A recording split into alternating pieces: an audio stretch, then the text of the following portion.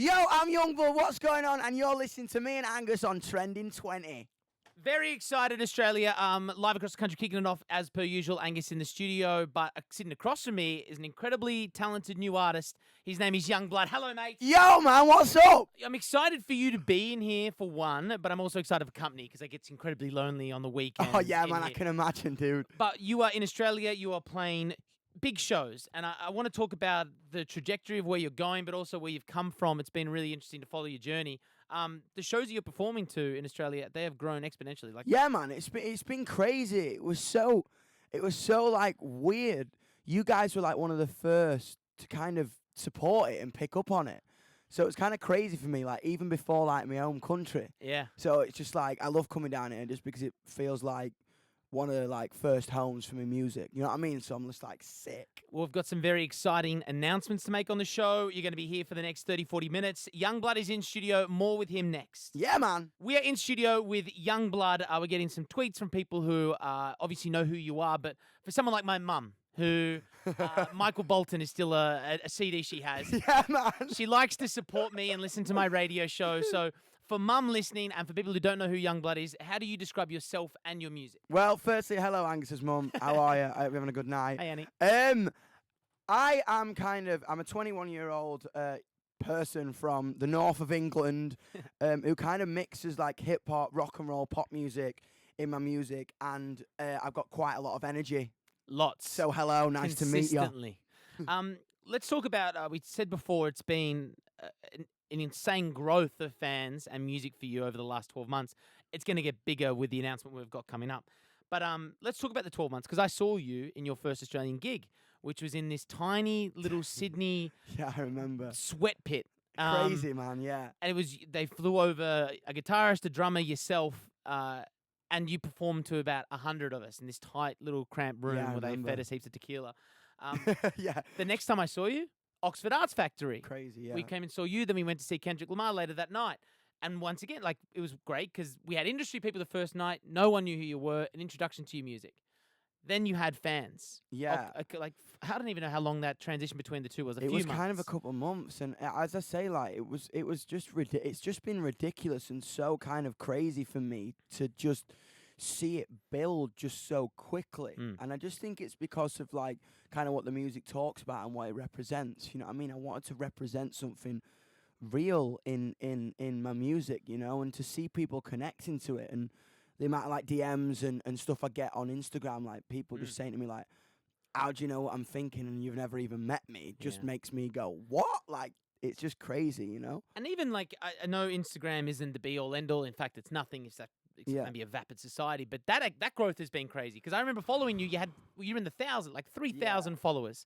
And we're talking in the space of 12 months, you're nearly at 350,000 followers. Yeah, it's crazy. Crazy. I can't believe it. It's just, I get up every day and I'm just like, what? Like, I'm kind of just, I hope I never get numb to it because I'm just kind of getting shocked like every day. I'm like, what? I hope so too, yeah. I hope that smile never leaves when you wake up. I want to talk about music as a whole before we make a big announcement. And I did ask on Twitter to your fans, I reached out, I'm like, I've got him in the studio.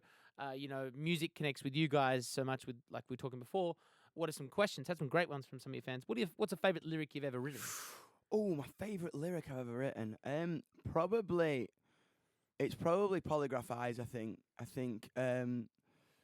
Wow, I think the full lyric is the kind of the proudest one I've ever written because it talks about an issue that kind of is really, really important to me. It talks about girls being taken advantage of by like boys on nights out, and it's kind of I really had to work hard on that lyric because I wanted it to just be really important because I wanted it to resonate really hard, and I think as a poem, I think I've not beat that yet. Yeah. I'm trying my hardest, but I like the lyric, I'd rather be a martyr than grow tomatoes. yeah, man, that's kind of funny in Lonely. Yeah, I'd rather be a martyr than grow tomatoes. Yeah, it's better with your accent. We are in studio with YUNGBLUD. We've got a big announcement coming up, a new song that we're going to be playing with an incredible features. In fact, not just one, but two. We'll get to that very soon, but more with you up next. We are on the air across the country for the Trending 20 with YUNGBLUD. We're going to play his brand new song called 11 Minutes very soon, featuring Halsey and Travis Barker. Yeah, man. That's incredible news. You have to stick around for that song. Got a couple of questions for you from your fans and myself first. Alexandra Watt has asked you online, if you could choose 3 musicians dead or alive to write an album with, who would they be? Ooh, probably David Bowie, because that would just be crazy. Yeah. Probably Eminem, just to see where my head would go to. Yeah. And probably 2, like Madonna or something, just Okay. because that'd be like sick. Iconic Iconic, characters. yeah. I mean, obviously you got to go for the jugular, aren't you? Why not? You got the choice. I follow you on Instagram. Your live shows are high energy. They're crazy. Yeah. But I seem to always catch myself on your Instagram story when you're smashing a guitar. Is there a budget allowance for guitars smashed? Because how many have you smashed on this tour so far? It's kind of, to be honest, like I don't smash that many. Okay. I kind of throw them in a way because that I know they're not going to smash. Like, because the guitar I've got is a Telecaster, which is basically like a baseball bat, so it doesn't smash. But I remember, like, the last show of the European tour, after 12 shows of smashing it, it got a crack down the middle. So my guitar tech was just like, do you know what, dude? You may as well just destroy it. Just go crazy. And I was like, yeah, man, sick. All right, let's go. But no, I pay for it. Okay. But it's all right. It's in the budget. Thank you, Fender. Thank you, Fender. Yeah. All right. Let's get into the exciting news. We are about to play a premiere across Australia, 56 radio stations, of your song that is called 11 Minutes. This song I just heard for the first time moments ago.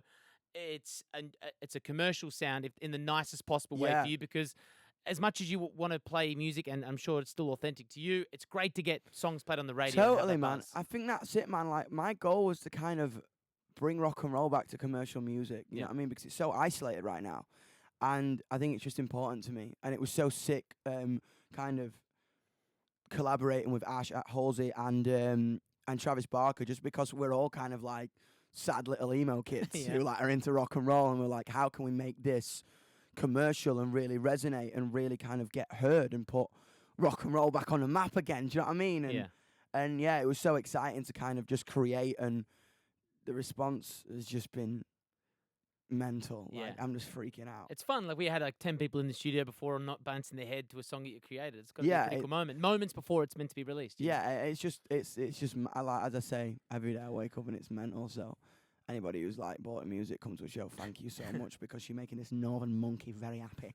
Travis Barker, I mean, I've seen YouTube videos of him where his hands, I genuinely believe it's been sped up. Yeah, bro. Famous for Blink-182. Yeah. How did he get on the track? Where did that communication come from? It was crazy, brother. It was like mental. I remember I programmed the drums and I was like, oh, dude, like, we got to get live drums on this. And Zach Savini, my producer, was like, you know, sound dope on this?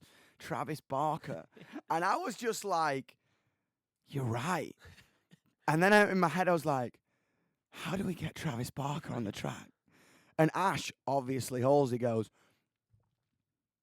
I got his number. I'm like, of course you do. Of course you do. Yeah. And Zach goes, actually, I've got his number too. I'm like, of course you do. So to text him, and 20 minutes later, he's in the studio. And I'm just like stood there with my jaw wide open, like 13-year-old me is dead right now. Like, what? That's Travis Barker, like, playing drums. And my song. Oh, yeah, he was in for 10 minutes. Came in, nailed it in one take. Yeah. I was like, all right, Travis, that was sick, man. Can you just play it again for our own entertainment? And he was like, yeah, man, no stress.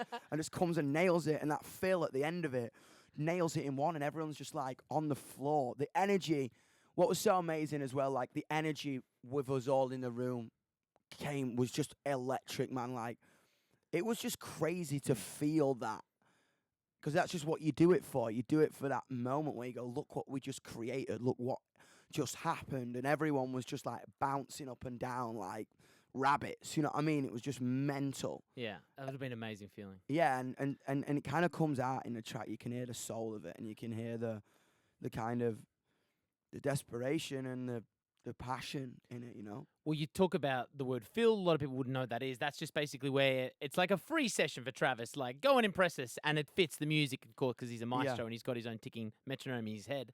But you have your own drummer. Travis Barker isn't going to be coming on. Travis Scott can come on as well. That'd be sick. Yeah, that'd be great. But Travis Barker's not going to be on tour with you. Does your drummer go, oh, fuck? Oh, dude, bro, What are you, my drummer is shit. It shit himself. Yeah. Like, I played him it for the first time, and he just saw the colour drain out of his face. But he practiced it My drummer's like the most driven kid in the world. Nice. So I bet he just sat down in his bedroom, beat the shit out of his pillows Yeah. till it was like perfect. And he just comes into rehearsals, plays it, gives me a look of like, yeah, fuck you, Dom. And I'm just like, I did it. All right. Nice. Fair play. Let's talk about Halsey, who, of course, she kicks off the song. Yeah. It's basically a duet. Yeah. How did you first interact with her?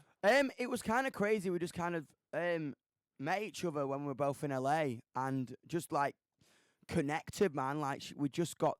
It's mental how kind of similar our music tastes are and how similar like personality we are. It's so funny like watching us together. Like we're like two tornadoes and everyone else around us is like, oh. Do you know what I mean? Trying to like stop us from knocking things over. But nah, man, she's just a rock and roll star, man. I think that's so cool and it's dope. Now, so full disclosure, we are recording this on Sunday. It's going out the next week. But this Thursday, she's going to be in Australia. Yes, she is. You're going to be premiering this song together for the first time. Yes, we are. That's going to be an exciting moment. I can't wait. And I'm so hyped that she's coming down because like, as I say, man, this is kind of a real special song for both of us and Travis as well because it's just like we're playing music that we grew up on, but in a 2019 way. Yeah, you know what I mean, which is just sick. Do you think that your music will change because coming from the lyrics that you've written in the past, they're very solitary, I would say. I mean, in moments, and they're quite inclusive for yourself. Do you think being in a different headspace and heart space, you're going to write different music for? I think so, man. As I've always said, man, I always just be real. That's what I've always said to people. Like, I've never labeled myself as I'm going to write about politics or I'm going to write about mental health. That's just what I was writing about because it was real to me at that time. And obviously, like, as things change in my life, I'm just going to write about what is real to me in that moment. Well, I think it's going to be beautiful music, mate. And the music you're creating is great. I think your past stuff's great. I think 11 Minutes is great, and I think you're great. Thank you, man. You're the man, Angus. YUNGBLUD is in studio, and here it is again. This is 11 Minutes. Travis Barker, Halsey, and YUNGBLUD on the air for the Spin that record, baby.